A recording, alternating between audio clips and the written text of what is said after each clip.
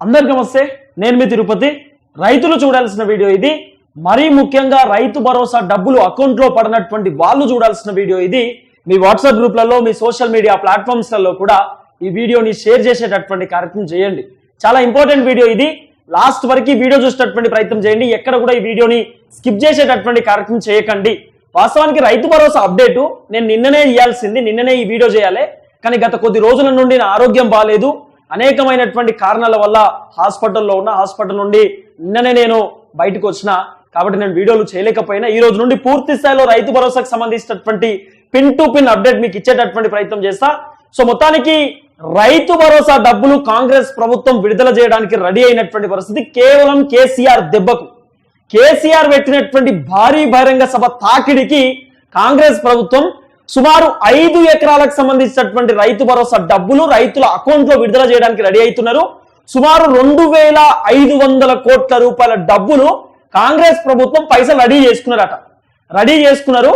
ఇప్పుడు ఈ వారంలోనే, ఎందుకంటే ఈరోజు నాకు తెలిసి సోమవారము, ఈ సోమవారం ఇలా దాదాపు శనివారం లోపు ఈ వారంలో, ఈ మొదటి వారంలోనే ఖచ్చితంగా డబ్బులు పడేటటువంటి అవకాశం మాత్రం పూర్తి స్థాయిలో కనబడుతున్నటువంటి పరిస్థితి. కేవలం 5 ఎకరాల లోపు ఉన్నటువంటి రైతులకు మాత్రమే రైతు భరోసా ఇవ్వడానికి కాంగ్రెస్ ప్రభుత్వం సర్వం సిద్ధం చేస్తున్నటువంటి పరిస్థితి. ఎందుకంటే కాంగ్రెస్ ప్రభుత్వానికి కొంత భయం ముట్టుకున్నది.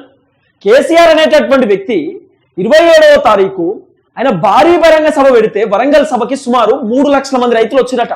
3 లక్షల మంది రైతులు. కాంగ్రెస్ ప్రభుత్వంతో క్లారిటీ వచ్చింది, వామో ఇంతమంది రైతులు వచ్చేది. ఇప్పుడు కాంగ్రెస్ ప్రభుత్వం ఆ రోజు కేసీఆర్ సభ రోజు చాలా మంది రైతులను అడ్డుకునేటటువంటి ప్రయత్నం చేస్తున్నారు. ఏది కౌలు పనికి పొమ్మని చెప్పారు, అదే ఉంటది కదా, ఇది 100 రోజుల పనికి పొమ్మని చెప్పారు. పారలు పట్టుకొని మీరు 100 రోజుల పనికి పోవాలి, కరువు పనికి మీ బుక్కులు తీసుకుపోయి కరువు పనికి పోండి, అడవిలోకి పోవాలని చెప్పి చాలా మంది కరువు పనికి పంపించారు 100 రోజుల పనికి. చాలా మంది రైతులు రాలేదు. కొంతమంది రైతులు అయితే మేము కరువు పనికి పోము, ఎటు పోము, మాకు సంబంధం లేదు, మేము కేసీఆర్ సభకు పోవాలని చెప్పి అన్ని పనులు బంద్ చేసుకొని చాలా మంది రైతులను కేసీఆర్ భారీ బహిరంగ సభకు వచ్చేటటువంటి ప్రయత్నం చేసినారు. అంటే రేవంత్ రెడ్డికి క్లారిటీ వచ్చింది, వామో కేసీఆర్ సభకు ఇంతమంది రైతులు ఎట్లా పోయిరు, కాంగ్రెస్ ప్రభుత్వం పైన ఇంత భయంకరమైనటువంటి వ్యతిరేకత ఎట్లా వచ్చింది, ఇంత వ్యతిరేకత రావడానికి గల కారణం ఏంటి అంటే రైతు భరోసా. రైతులకు క్లారిటీకి వచ్చిరు. స్టార్టింగ్ లో కాంగ్రెస్ ప్రభుత్వం చేసేటటువంటి పొరపాటు ఏంటి అంటే ఆగస్టు 15వ తారీఖు లోపు మేము రైతు రుణమాఫీ అందరికీ చేస్తాం, భూకంపం బద్దలు కొడతామని చెప్పి ఒక మాట ఇచ్చేటటువంటి ప్రయత్నం చేశారు. చాలా మంది రైతులను నమ్మిరు, రైతు రుణమాఫీ అందరికి చేస్తారు వీళ్ళు, ఆగస్టు 15వ తారీఖు అని చెప్పి ఒక డెడ్ లైన్ కూడా పెట్టుకున్నారు. ఈ ఆగస్టు 15వ తారీఖు లోపు అయిపోతుందని చెప్పి చాలా మంది రైతులు నమ్మి కాంగ్రెస్ ప్రభుత్వానికి ఓట్లేసి గెలిపించేటటువంటి కార్యక్రమం చేశారు. 2 లక్షల లోపు ఉన్నటువంటి రైతులకు కేవలం 80% మంది రైతులకు మాత్రమే వీళ్ళు రైతు రుణమాఫీ కంప్లీట్ చేశారు.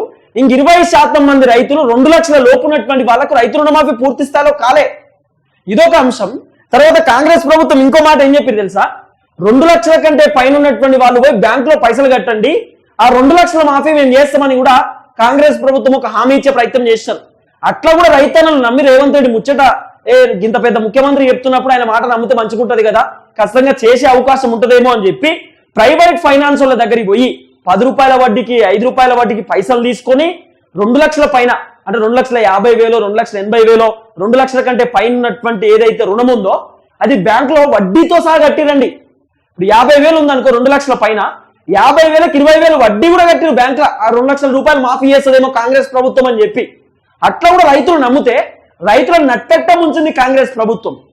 చాలా మంది రైతులు ప్రైవేట్ ఫైనాన్షియల్ దగ్గర పైసలు తీసుకొచ్చారు, వడ్డీకి పైసలు, వ్యాపారవేత్తలు ఉంటారు వాళ్ళ దగ్గర పైసలు ఇచ్చారు, మేము ఎట్టి పరిస్థితుల్లో మీ పైసలు మీకు ఇస్తామని చెప్పి.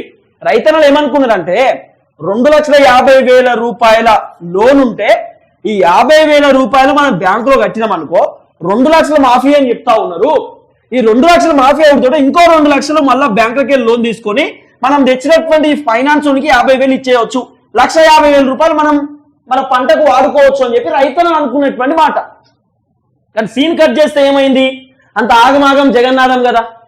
ఎవరు నమ్మేటటువంటి పరిస్థితి ఉంది కాంగ్రెస్ ప్రభుత్వాన్ని, ఎవరు విశ్వసించేటటువంటి పరిస్థితి ఉంది కాంగ్రెస్ ప్రభుత్వాన్ని.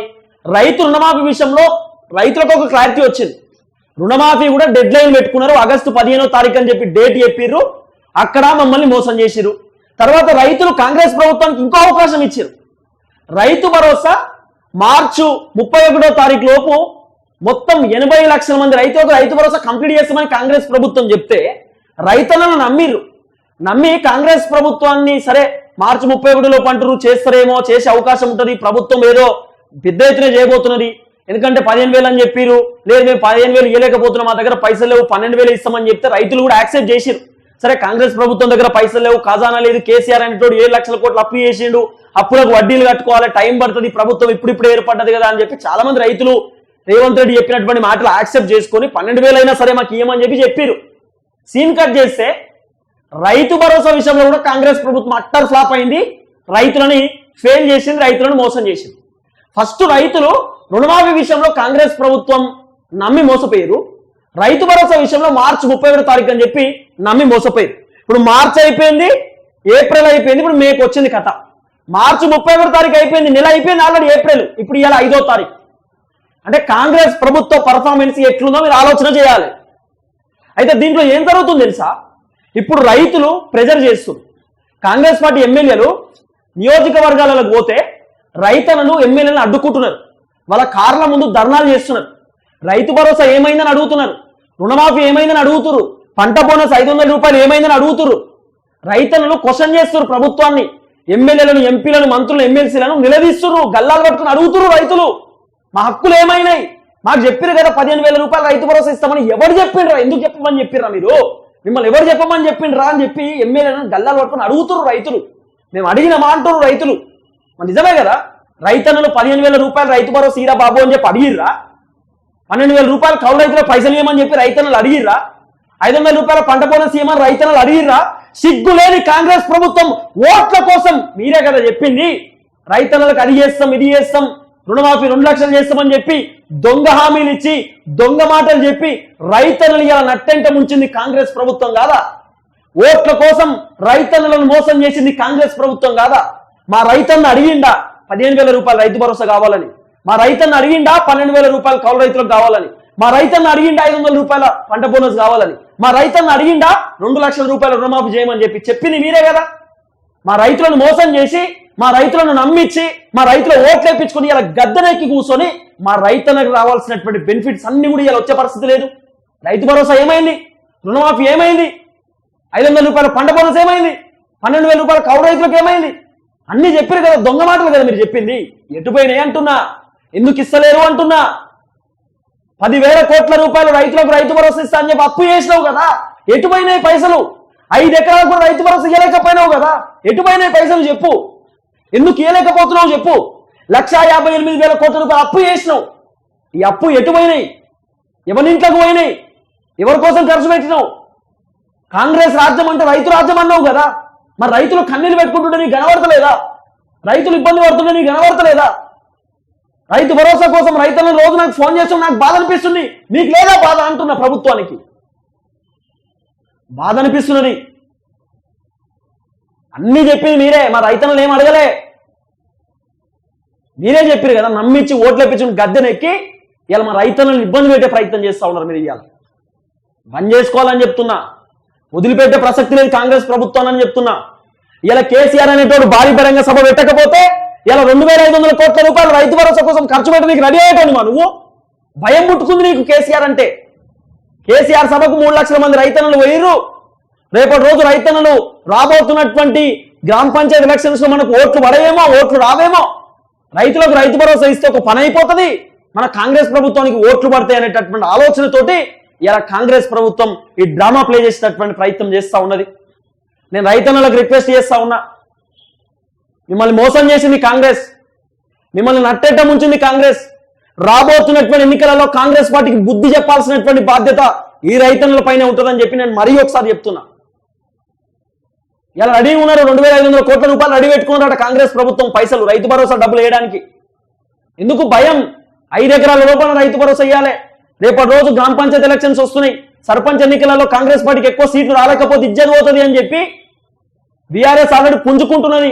కేసీఆర్ సభకు లక్షలాది మంది జనాలు వేయిర్రు, మనం కూడా పెంచుకోవాలి, మన గ్రాఫ్ తగ్గుతుంది. కాంగ్రెస్ ప్రభుత్వం గ్రాఫ్ పెంచాలంటే ఇప్పుడు కావాల్సింది ఫస్ట్ రైతులకు రైతు భరోసా ఇస్తే మన కాంగ్రెస్ పైన కొంత సానుకూలంగా ఉంటారు, మన కాంగ్రెస్ పైన పాజిటివ్ ఉంటారు. కాబట్టి ఫస్ట్ రైతు భరోసా ఇద్దామని చెప్పి సోయి వచ్చింది ప్రభుత్వానికి. సోయి వచ్చి ఇప్పుడు 2,500 కోట్ల రూపాయలు రెడీ పెట్టుకున్నట. ఈ శనివారం లోపు 5 ఎకరాలకు సంబంధించిన రైతులకు రైతు భరోసా రిలీజ్ చేయడానికి అడిగి ఉన్నారు. ఈ శనివారం లోపు నాకు వచ్చిన అప్డేట్, కొంత సోషల్ మీడియాలో వినబడుతున్నటువంటి వార్త. కానీ ఇప్పటికైనా రైతు భరోసా ఇవ్వండి. రైతులను మోసం చేసింది చాలిగా, వాళ్ళ నట్టేట ముంచింది చాలు. ఇప్పటికైనా ఇవ్వండి వాళ్ళకి రైతు భరోసా. ఫైట్ చేస్తూనే ఉన్నా, జనవరి 26వ తారీఖు నుండి ఈ రోజు వరకు ఇంకా కొట్లాడుతూనే ఉన్నా, మాట్లాడుతూనే ఉన్నా. నా గొంతు బాగాలేదు, నా ఆరోగ్యం బాగాలేదు, నా ఆరోగ్యం బాగాలేక హాస్పిటల్ నుండి మొన్ననే డిశ్చార్జ్ అయినా. నేను ఎంత సఫర్ అయినో నాకు తెలుసు. నా దగ్గర ఫోటోలు కూడా ఉన్నాయి, నేను మీకు చూపించేటటువంటి ప్రయత్నం కూడా చేస్తా. నేను హాస్పిటల్లో ఎంత సఫర్ అయినా, నేను హాస్పిటల్లో ఎంత ఇబ్బంది పడ్డా అనేది నాకు మాత్రమే తెలుసు. ఇగో హాస్పిటల్లో 2 రోజుల పాటు హాస్పిటల్లో చాలా ఇబ్బంది పడుతున్నా నేను. అయినా సరే నా రైతన్నులకు ఒక అప్డేట్ ఇవ్వాలిరా, రైతన్నులకు వాస్తవాలు చెప్పాలి. కేసీఆర్ దెబ్బతోటి రైతు భరోసా విడుదల చేయడానికి ప్రభుత్వం రెడీగా ఉందని చెప్పి జనాలకు చెప్పాలనేటటువంటి ఆలోచనతోటే ఈ అంశాన్ని తెరపైకి తీసుకొచ్చిన. నాకు తెలిసి ఈ 2,500 కోట్ల రూపాయలు కూడా మరి రైతు భరోసా ఇస్తారో మరి దేనికైనా ఖర్చు పెడతారో నాకు తెలియదు. కానీ రైతు భరోసా ఇచ్చే ఆలోచనలో మాత్రమే ఉన్నారు అనేది ఒక పెద్ద చర్చ. ఎందుకంటే రైతులు వ్యతిరేకంగా ఉన్నారు. ఈ వ్యతిరేకత పొడగొట్టుకోవాలి, రైతులు ప్రభుత్వాన్ని నమ్మాలి, ప్రభుత్వం పైన పాజిటివ్ ఉండాలంటే రైతు భరోసా విడుదల చేయాలి. ఇప్పుడు గదే పనిలో ప్రభుత్వం ఉంది అనేది ప్రధానంగా సోషల్ మీడియాలో వినబడుతున్నటువంటి వార్త. చూద్దాం ఏం జరగబోతుందో.